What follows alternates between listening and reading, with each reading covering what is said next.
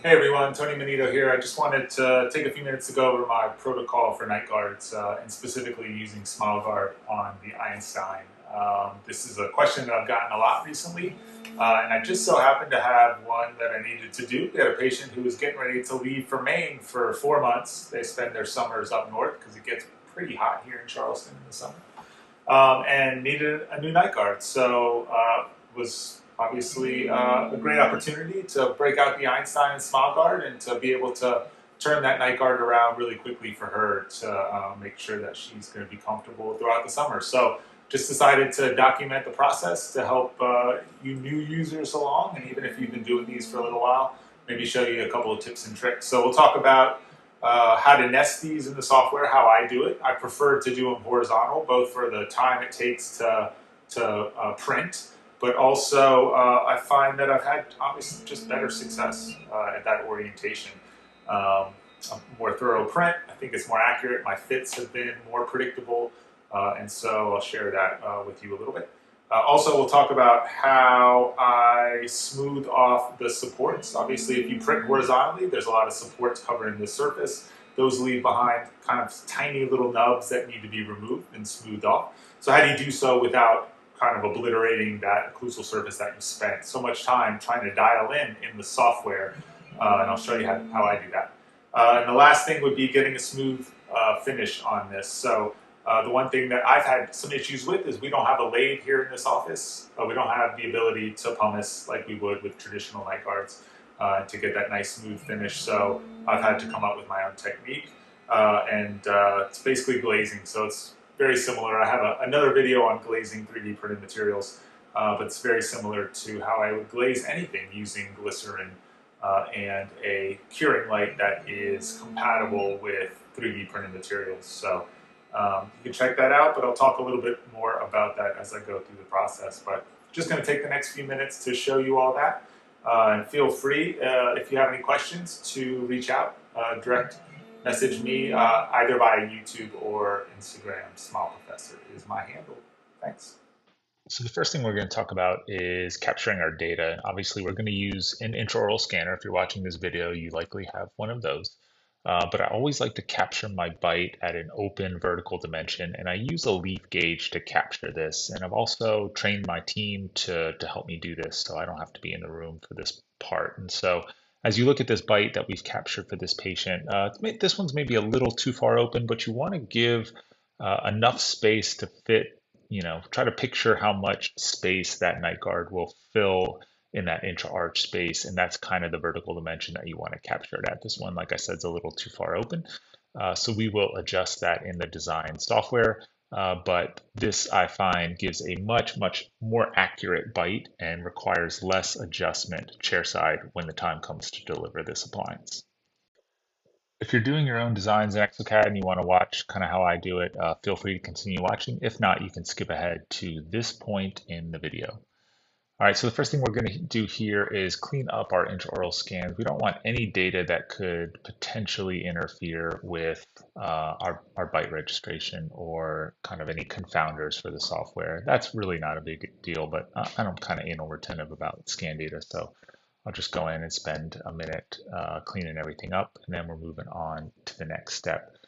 This part's pretty important. You're designing the bite splint bottom, and everyone's kind of got different ways that they do this, but you're setting basically the path of insertion for the appliance in this step. And I'm also going to tell the software what my tolerance for allowing undercuts is going to be. And you'll see I've had a lot of these that I've done where I haven't had very retentive appliances, so I always allow undercuts to 0.3 millimeters. And then you're setting that path of insertion as carefully as you can, and then we're going to apply that to the software. At this point, the software gives us a blockout model that's basically the basis for our night guard. So this blocks out any undercuts above 0.3, whatever that tolerance is that we set. And we're basically going to build our night guard on this model. You can see those pink areas are the undercuts that are still remaining. And those are what we're going to use to retain our bite appliance. So now we're going to go in and we're going to basically mark a margin, and I'm going to utilize some of those undercut spaces for retention, but not those abfractive lesions. I definitely don't want to get crazy with those. But we are going to just go around real quickly, mark a point on the tooth. This doesn't have to be quite as specific as I do it. You can do this in kind of larger spans, but once again, I'm a little bit anal retentive, so this is how I do it.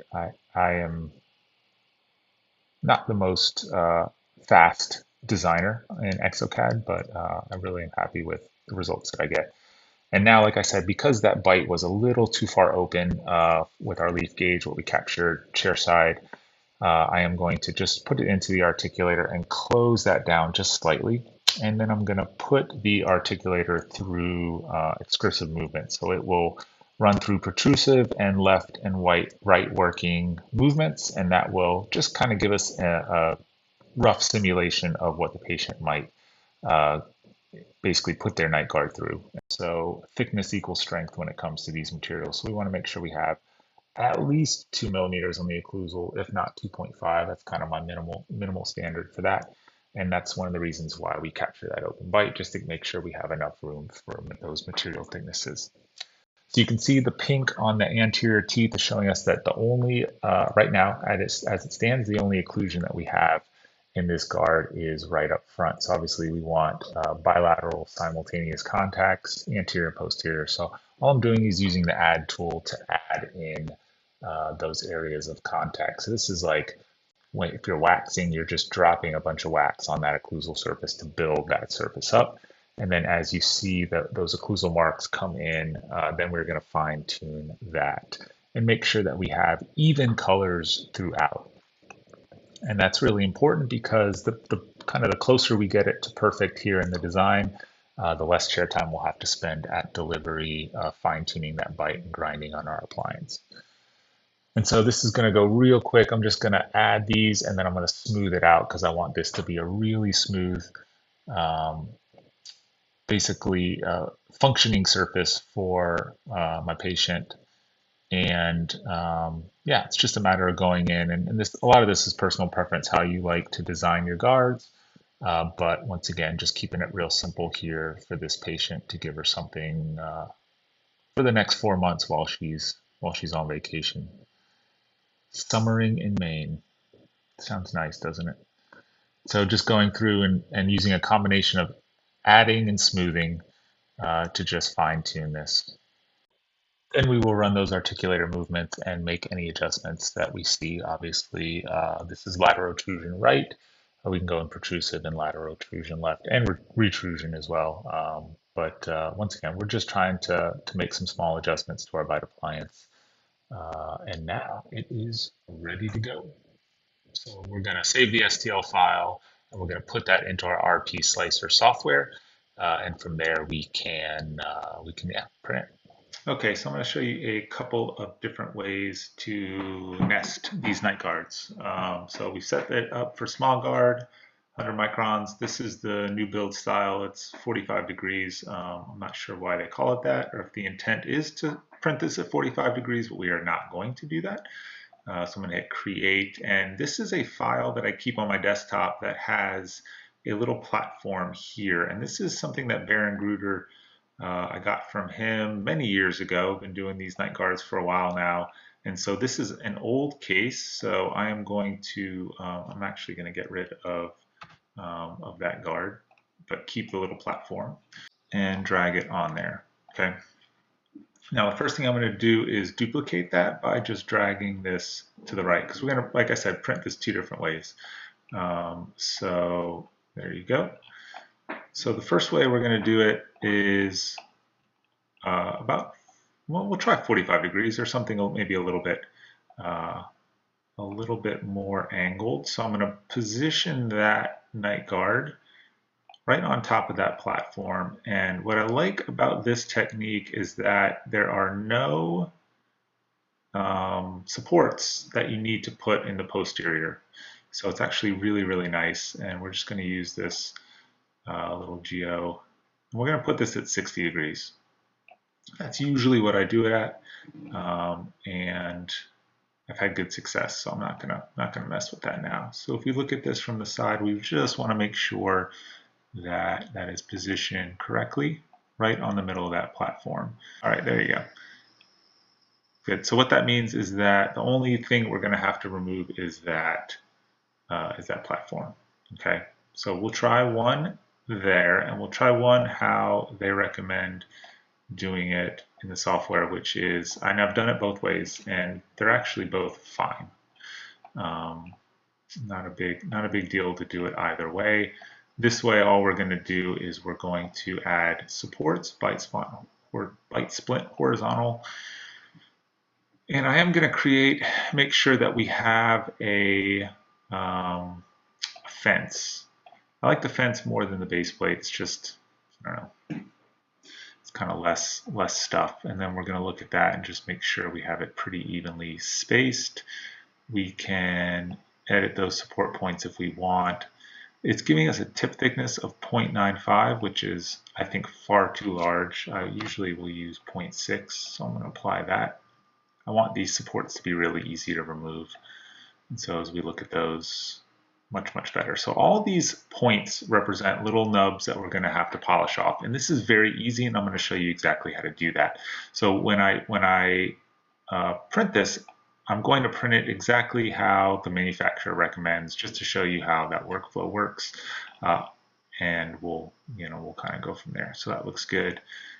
So this is the two ways. Now this, you can see this is red. The software doesn't like that you haven't technically added supports, but that's what that little plate is. So this is now ready to go. So we're going to send that to the printer. And as you can see, printability issues, I'm not worried about that. So we're going to go ahead and print. So here's our night guard right out of the printer. You can see I haven't done anything with it. There's still that kind of liquidy resin coating on it. And for these, there's a lot of debate about whether you want to submerge it in alcohol or not. By and large, if you do submerge it in alcohol, obviously it's going to get that excess resin off, but it does make the final product just a little cloudy. So it doesn't have that clear appearance, which to me is not a big deal. But to others it may be. So anyway, we'll do it without the alcohol this time, just to show you kind of what that looks like. But here, all I'm going to do is I'm going to use my fingernails, because these are so flexible. If you just kind of use your fingernails and scrape them off, they come off pretty easily. The issue is they're obviously very sticky, but they do leave behind kind of these really small nubs, and the nubs obviously you'll have to go through and remove. Okay, and you're going to use a burr for that. We'll talk about how I do that. It's actually really easy, and it doesn't really change the occlusion that you've designed into your night guard really much at all, if you do it kind of the way I show you. So once again, this is kind of a messy thing. You always want to use gloves when you're doing something like this, when you're handling anything with unpolymerized resin on it. But what I'm going to do is take this over to the trash can and just get rid of these little nubs, clean this up a little bit with a paper towel, and we'll move on to the next step. All right, so we've cleaned that up a bit, and I don't know if you can tell in the light that those little nubs still remain on the surface, and we will use some specific burrs to clean that up here in just a second. But first, I'm going to do the first half of my post-print polymerization. So I'm going to put this into the Autoflash for 1,000 flashes, and then we're going to clean this up, smooth off these nubs a little bit, and do our post-processing and a little bit of polishing. And then I will show you how we're going to get a nice smooth finish on this. Once we do that, we will do the second half of our post-cure in the Autoflash. But for right now, just half of that post-cure, and then we'll carry on. So this is the instrument that I'm going to use. It's just a rubber point, but it does have a little bit of coarseness to it. So there are obviously coarse, medium, and fine versions of this that you can buy. This is the medium version. I also have the coarse, but the coarse is a bit too much. All I need is to run this over the surface and to get rid of those nub areas. And so I'm going to run this at about 15,000 RPM on my straight lab handpiece, and you can see I'm just going to run it over that surface. Not really putting much pressure on it. I'm just letting the instrument do the work. And really, we know we're done with this when we can run our fingers along that surface and not feel any of those raised little nubs. So this goes really quickly, probably less than a minute to get this accomplished. So we run our fingers, and that actually feels pretty good. Next thing is a little Scotch-Brite wheel. You guys should all have these. These are fantastic little tools. And same speed, all I'm going to do is just lightly run this, and all this is going to do is clean that surface. If we have any dust or anything that's accumulated from that last step, this will remove it. I'm not trying to get this polished at this point. All I'm trying to do is get it a little smoother, but also get it clean, because when we glaze this, we want to make sure we have a clean surface so our glaze sticks well.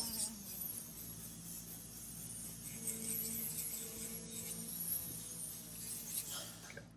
That's all to that step. All right, so the next step is to glaze this, and I have not been successful with the things that I have in my office, meaning we do not have a lathe, we do not have the ability to pumice this. So I've not been successful kind of hand polishing these. So what I've settled on is putting a really thin coat of glaze. And I have a video on this, so if any of this is unclear, feel free to check out that video. But I just have a little tool, and all I've done to hold the night guard, but all I've done is I've shaken up my Smileguard, and I'm just using a big paintbrush. And all I'm gonna do is paint a thin coat over that surface. And this is going to need to be glazed in glycerin for the best results, or a nitrogen curing unit if you have one. But I have glycerin because it's like the poor man's nitrogen container. And what I found is this gives a really nice tongue feel to the appliance, right? Because we want our patients to wear these, so we want them to be comfortable. We want them to be able to tolerate them well. And so all I'm doing is taking this paintbrush, putting a really thin glaze over these surfaces, just the external surfaces. I know there's some other techniques out there that recommend the internal surface. I don't do that at this step. Sometimes if we need to modify these in the mouth for better retention, you can do that step chairside, but I will not do it at this point. So a really thin coat. And then I'm going to use my trusty Blue Phase Power Cure to just tack that prior to putting it back in the Autoflash for the second 1000 flashes. Okay, if you don't do this step before submerging it into the glycerin, obviously your coat is going to mix, because they're both liquids, mix with the glycerin, and your results are going to be less than ideal. So we want to give it just a little polymerization, and the curing light matters in this. Once again, check out that video for this. You can do it with all sorts of 3D printed materials, this glaze technique, and it works really well. We will come back and polish this afterwards just to make sure that everything is nice and smooth, but I'm going to give it 3 rounds of 20 seconds just to make sure everything is cured. All right, we're going to put it in the Autoflash another 1000 flashes, and we'll check back here in a second. All right, and here we are out of the Autoflash. This thing feels every bit as smooth as any lab fabricated acrylic night guard that I've gotten back from the lab. So I really like this technique for finishing these guards. And once again, depending on how they're designed, sometimes I've had an issue with them being under retentive, so not retentive enough. And if that's the case, I will take a little bit of Smileguard and I will just put it along the walls. We want that to engage any undercuts in the embrasures. So I'll put maybe a little bit back here in the molar area on each side on the buccal, and maybe a little bit at the canine areas. And we'll seat that in the mouth, and I will cure it once again with my curing light that's able to cure at a low wavelength. These materials cure at about 400 nanometers, a little bit less than 400 nanometers, which is far lower than our chairside composites. So you got to make sure that you have an appropriate light for that. But once again, this is it, man. This is ready to roll. All that's left now is the delivery process. So Smileguard is a thermoplastic material, which means that if you submerge it in a bowl of hot water, I usually will put mine in the microwave for about a minute. If you submerge your night guard in the bowl of hot water for about a minute prior to delivery, and then take it out and put it directly into the patient's mouth, it has a nice kind of a plasticity to it that allows you to even further customize the fit. And I find that this gives a really nice fit, really comfortable fit for the patient. If you have to make any adjustments to the occlusal surface, I will just go back with the fine version of that rubber point that I used initially to smooth off the nubs, just to polish it over. You can use, if you don't have one of those, anything that you would use to polish a resin. So your direct composite resin polishers will work nicely on this as well. So I appreciate you all tuning in. If you have any questions, direct message me at Smile Professor, or you can comment below. Thanks.